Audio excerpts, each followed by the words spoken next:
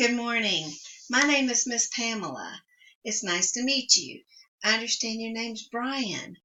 Brian, I've been looking at a lot of the information about you and how you're doing in your math scores. I'm also going to make an appointment to come out and visit with you, and let's kind of make a plan where we can make you a math wizard. I already understand you're a rock star when it comes to algebraic equations and reasoning, so it looks like you're doing pretty good on that. But we'll test that and to see how you're doing in that area also. But it looks that I can make an appointment to come out to your home and visit with you and your parents on Monday, April 29th. Will that work for you? Okay, so let's go forward and look at what we need to do. Looking at your data. Again, you're doing great in the algebraic reasoning, but you're needing a little help with that geometry and that measurement area. And if you really get to thinking about it, if you're using geometry and measurement, you use it every day in little things that you don't even realize you're doing. And I'm going to talk to you about how to use those things and how to get you started and how your parents are going to be able to help you also in making sure that you're reiterating what I'm trying to teach you.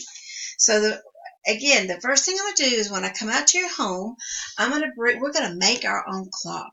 I want you to understand what the definition of analog and the definition of digital clock means. So you know what a digital clock is, I think, but I want you to understand exactly what a digital clock is and what an analog clock is. But we're going to focus on the analog part because that's going to make you be able to learn more and more and more about math on an everyday basis. So when I come, we're going to build our own clock. And then we're going to start looking at those areas that you're needing improvement in. We're going to look at how you can tell time. I'm going to ask you every time I talk to you on the computer, what time is it? How many more minutes you have?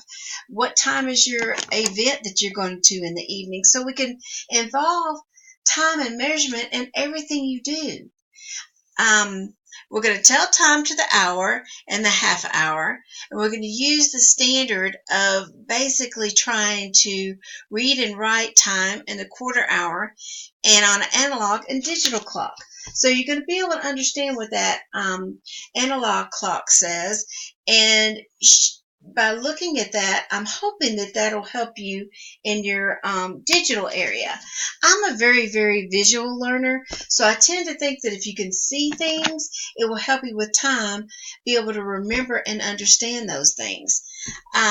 We're going to build together our clock, and then we're going to work on Khan Academy projects. Have you ever used Khan Academy before? I'm going to show you exactly how to get on.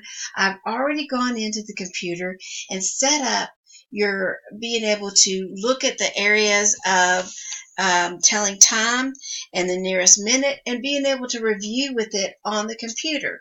So I have several areas that I've already set up in Khan Academy, and I can tell if you've completed those. Then at the end of them, they'll have an assessment. It's fun, it's easy, and it'll let me know that if you're understanding the areas that we've been talking about and maybe areas that I need to help you with. So that's the way we're going to handle this part of our learning, and I want it to be fun. I want it to be exciting, and you realize too that you use it in your everyday learning.